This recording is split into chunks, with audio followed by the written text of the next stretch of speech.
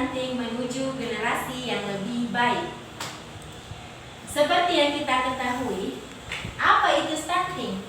Ibu-ibu, adakah yang tahu apa itu stunting? Stunting itu adalah kondisi gagal tumbuh pada balita akibat kekurangan gizi kronis, terutama dalam 1000 hari pertama kehidupan. Di sini kita lihat penyebab stunting. Yang pertama, kurang gizi kronis dalam jangka waktu lama pada anak. Kemudian kondisi anemia dan kekurangan gizi pada wanita selama kehamilan sehingga berpengaruh pada janin. Ketiga, pertumbuhan fisik janin di setiap tahap kehamilan itu terganggu. Kemudian kasus infeksi yang sering terjadi di awal kehidupan anak dan sanitasi lingkungan buruk yang berdampak pada rendahnya kesehatan ibu dan anak. Kemudian kita lanjut di gejala stunting. Gejala stunting itu ada beberapa di sini. Yang pertama, berbadan lebih pendek untuk anak seusianya. Kemudian proporsi tubuhnya cenderung normal, tetapi penderita tampak lebih muda atau kecil untuk anak seusianya. Terus BB-nya rendah untuk anak seusianya dan pertumbuhan tulang dan gigi itu terlambat. Nah, bisa kita lihat di sini ada dampak stunting. Yang pertama ada produktivitas rendah, kemudian gangguan kesehatan, kemampuan bersaing rendah, kemampuan motorik rendah, anak menjadi mudah sakit. Di sini gangguan kesehatan, cedek-cedek bawang, miring alinganata, melasesi. Ini kemampuan bersaing rendah, tidak ada daya saing yang dimiliki anak tersebut. Dan kemampuan motorik rendah, anak menjadi mudah sakit. Cegah stunting di 1000 hari pertama kehidupan. Nah, ibu-ibu, mungkin di sini ada yang bertanya, apa itu 1000 hari pertama kehidupan? Nah, bisa kita lihat di sini. Masa awal kehidupan sejak dari dalam kandungan sampai 2 tahun pertama setelah kelahiran. Jadi 270 hari dalam kandungan, 180 hari 0 bulan sampai 6 bulan ASI eksklusif, dan 550 hari 6 bulan sampai 24 bulan ASI eksklusif ditambah dengan makanan pendamping ASI. Nah, apa yang harus dilakukan di 1000 hari pertama kehidupan? Yang pertama, untuk ibu hamil, makan lebih sering dalam porsi kecil dengan gizi seimbang. Kemudian, periksakanlah kehamilan tak ke bidan selama 4 kali selama kehamilan. Dan kebersihan lingkungan sekitar dan akses air bersih itu sangat mempengaruhi, serta dukungan keluarga dan suami. Jadi ibu-ibu kalau misalnya hamil ki, ajalah bapak-bapak tak untuk periksa, temani ki. Karena dukungan keluarga dan suami itu sangat penting. Nah, bisa kita lihat di sini untuk ibu menyusui. Di sini ada manfaat kolostrum. Seperti yang kita ketahui, apa itu kolostrum? Kolostrum itu sebenarnya adalah air susu pertama yang keluar dari ASI.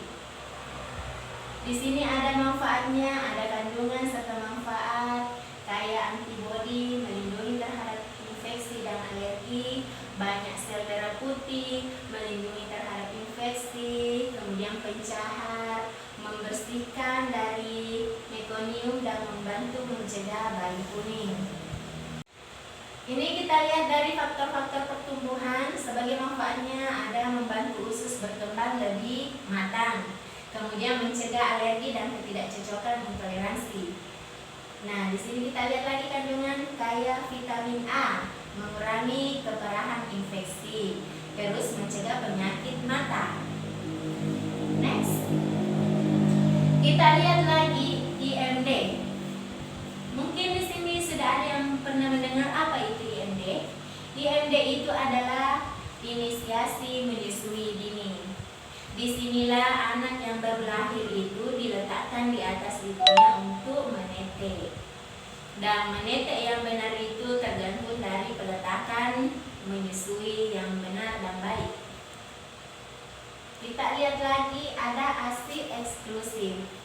Inilah ASI eksklusif ini sangat penting bagi anak kita atau bagi bayi kita. Mulai dari bayi berumur 0 sampai 6 bulan dikasih ASI eksklusif tanpa ada tambahan makanan dan minuman. Jadi cukup ASI saja.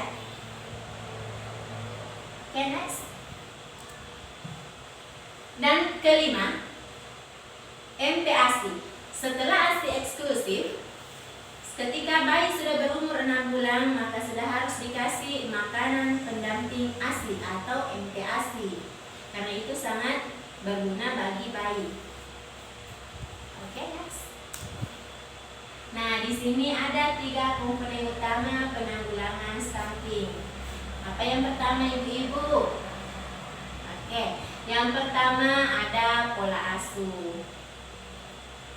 Perkembangan yang baik untuk bayi kita itu ketika dia memiliki pola asuh yang benar dan baik itu otomatis akan mengalami pertumbuhan yang baik, perkembangan yang baik. Dan juga harus diperhatikan di pola makannya. Pola makan itu ada namanya kasih pola makan yang seimbang. Harus ada buahnya, atur misalnya jam 6 ASI, jam 8 ASI, jam 8 makanan pendamping ASI, kemudian jam 10 lagi ASI lagi, jam 12 lagi kasih lagi makanan pendamping ASI. Jadi harus diperhatikan pola makannya. Nah, di sini yang ketiga ini ada namanya air bersih. Jadi harus kita benar-benar perhatikan itu. Air yang mau kita kasih kepada bayi kita itu jangan air yang asal-asalan. Harus diperhatikan nih kebersihannya. Oke, anak sehat bertambah berat badan, bertambah tinggi badan. Oke, di sini ada lagi. Ini ada salah satu 3 pertumbuhan yang saya tampilkan. Apabila kita ingin menggunakan 3 pertumbuhan ini, kita harus memastikan dulu bayi kita itu perempuan atau laki-laki. Kalau misalnya bayi kita adalah laki-laki, berarti otomatis bayi kita harus berbaring di sini. Kalau bayi tak perempuan, otomatis bayi tak harus dibaringkan di sini. Nah, caranya anggaplah ini adalah bayi. Anggaplah ini adalah bayi padahal bantal. Ibaratkan saja caranya menggunakan 3 pertumbuhan ini.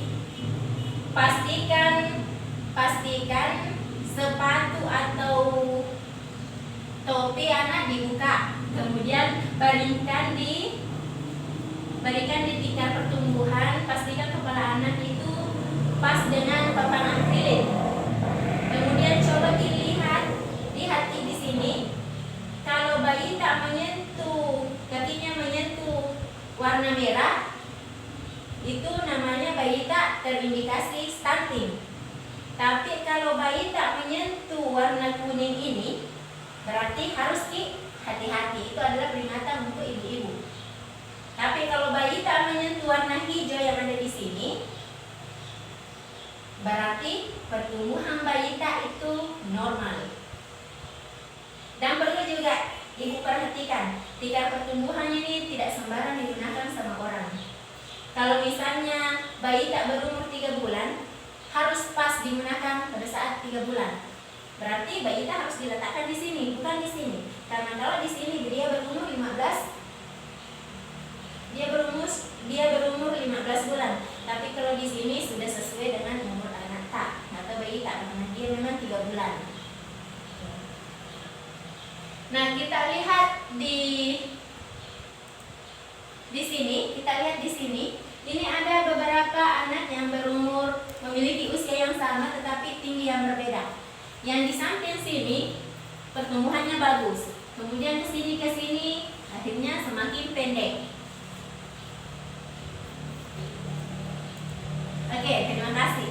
Itulah tadi materi yang sempat saya sampaikan. Semoga apa yang saya sampaikan dapat bermanfaat bagi bapak-bapak atau ibu-ibu yang sempat hadir.